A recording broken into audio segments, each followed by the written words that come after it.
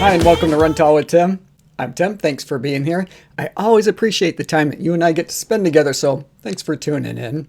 And I hope wherever you are that you're happy, healthy, and staying safe.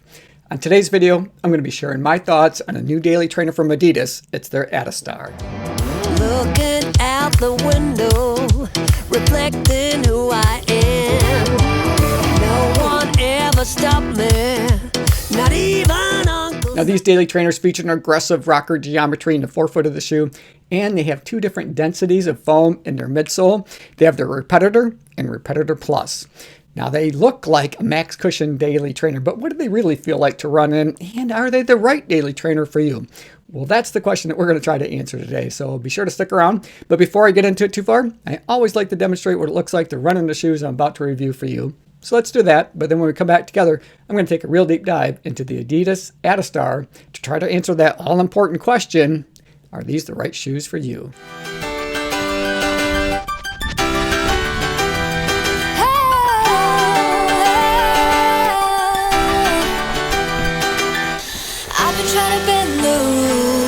I barely was walking. I've been trying harder all my life, cause I need to be perfect. If I could just be a little better, maybe you could be my salvation out of here. I can get it off, we are never done. I'm Julian, baby, you are like the sun. Pour out your love, fill me to the top. Let me hear the champagne burst and pop.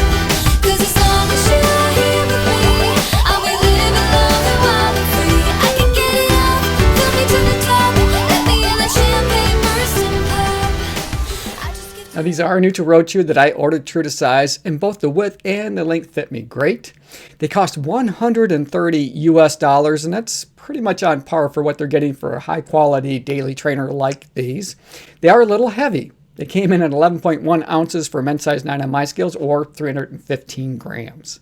Oh, before I forget, if you're new to the channel, welcome to the Run Tall family. Now, I post running shoe reviews, comparisons, and shoe battles weekly, but I also like to post other videos related to running as well. So if you enjoy watching running shoe reviews and other videos about running, be sure to subscribe to the channel, and don't forget to click the notification bell so that you'll be notified each time that I upload new content. Now, these shoes are intended for those long, slow runs. Now, oftentimes, if you're in a training block, at least one day a week is set aside for those longer run efforts that are at a slower pace. Well, that's where these shoes are going to shine for you. So they're not going to be the shoes that you pick up on race day or to do any kind of speed work in. So let's start with the midsole.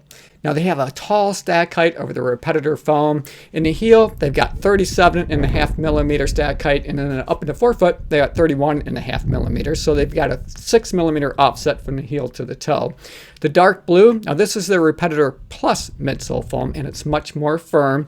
And then up in the forefoot, basically forefoot all the way through to your toe, is the Repetitor foam.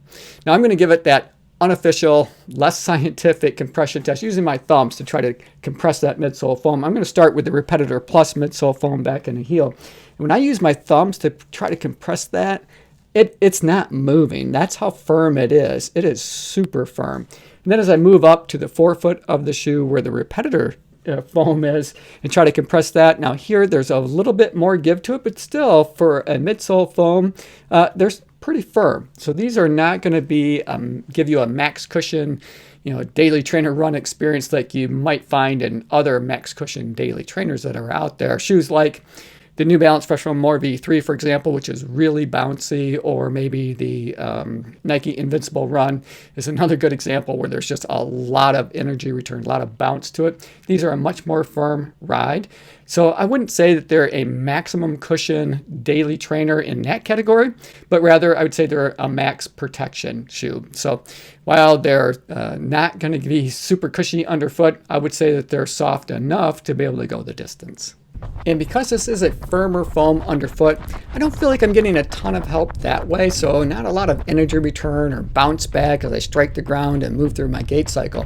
Where I do feel like I'd get some help, however, is in that aggressive geometry of the rocker design. So it's that feeling of falling forward. Now, Adidas, they kind of describe it as perpetual motion.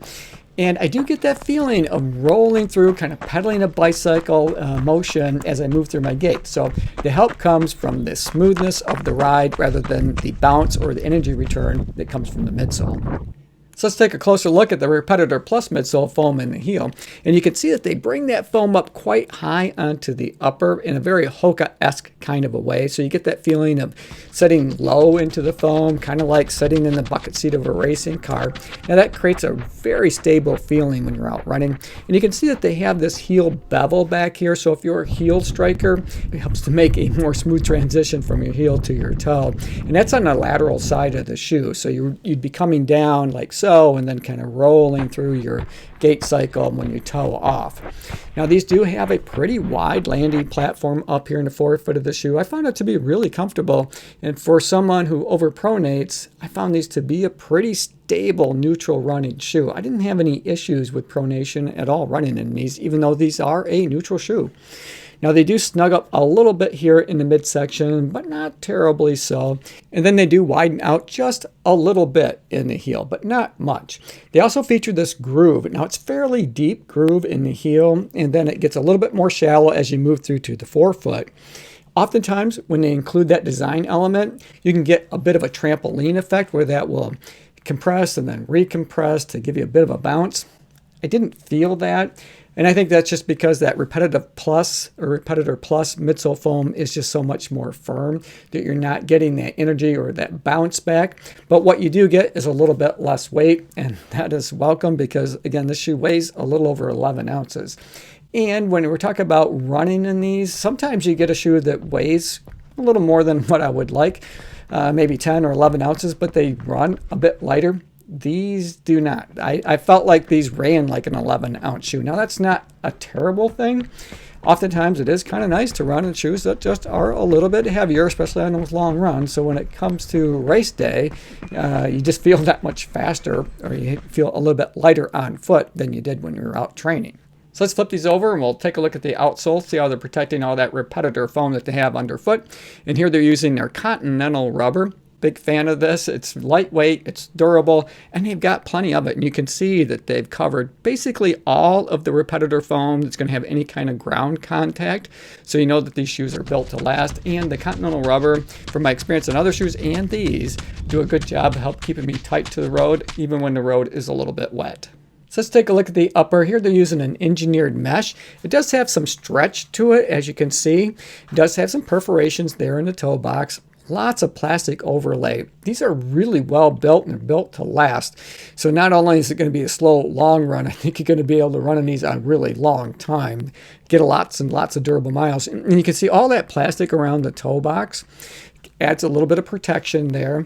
And then they have tons of plastic overlays going all the way back through to the heel counter, including their Adidas logo. Now these are really thick. Lots of times when I run my hands across the side of the shoe, the profile of the shoe, you can't really feel that, but these are raised quite a bit. So lots of durability built into the upper, so you know that they're going to last a long time.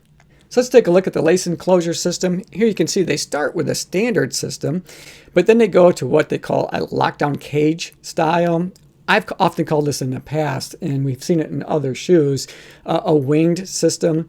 Now, the way this works is they have it sewed in, this material sewed into the upper, and then it wraps around the upper, and then it's sewed in at the midsole, so it's a bit independent there.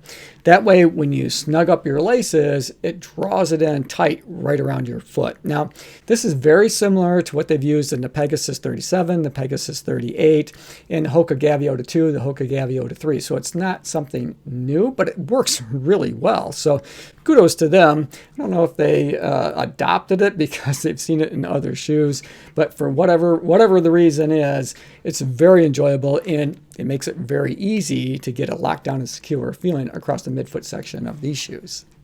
Now the tongue is not gusseted. It is heavily padded. I did have an issue. The very first time I ran in these, having that tongue migrate over to the lateral side of the shoe, so much so that after about 5 or 6 miles, I started noticing that it was kind of digging in a little bit to the side of my foot, and that's because the tongue had moved over far enough that the laces I was starting to feel on my ankle. Now that was when I was using a runner's knot. Now the second time that I went out in these, I did not use a runner's knot, and I don't know if that contributed to having the tongue somehow migrate around, if I just didn't have them laced up the way that I should have had. But the second run, I didn't have any issues. It stayed right in place, felt really comfortable, well padded, no issues feeling the laces across the top of my midfoot or up around my ankle. So it might have been me that first time, but I thought it was worth noting that I did have an issue the very first time I ran in them with the tongue migrating over to the lateral side of the shoe. Now there's plenty of padding around the heel collar as well as the tab of the shoe. It's a real traditional style of padding. Now they do feature a classic heel counter design here, so there's no heel flare, but I found it to be really comfortable. It's a deep heel pocket for your heel to set in, and it's really stable. And I think in part because they do bring that Repetitor Plus midsole foam up so high that it adds a lot of stability to your heel, so I didn't have any heel slippage. Now as you get past that Repetitor Plus midsole foam, however, it does loosen up just a little bit, but still a lot of structure there, more than I've seen in a lot of other daily trainers. So I think they did a good job with the padding around the heel collar and the tab, as well as the heel design to help keep you comfortable on those long, slow runs. So overall, I think these are a good value for the money. Again, they cost $130 US, but they're going to go to the distance. You're going to be able to get a lot of durable miles out of these shoes. The downside is they're not very versatile. They're really pretty much a niche shoe. They're designed for that long run effort. That's that one day a week at the end of your training block, usually that Saturday or Sunday long run effort. And they're not a very versatile shoe. So it's not the kind of shoes that you're going to pick up to do any kind of speed work, progression runs, speed repeats, anything along those lines. But they will keep you comfortable, and I think they're going to keep you pretty safe out on those long distance workouts. They're a very stable, neutral running shoe. Hey, thanks for making it to the end of the video. Hope you enjoyed it. I enjoyed making it for you. As always, run tall, run strong, be kind to one another. Thanks for watching, and we'll see you next time right here on Run Tall with Tim. If I could just be a little better, maybe you could be my salvation.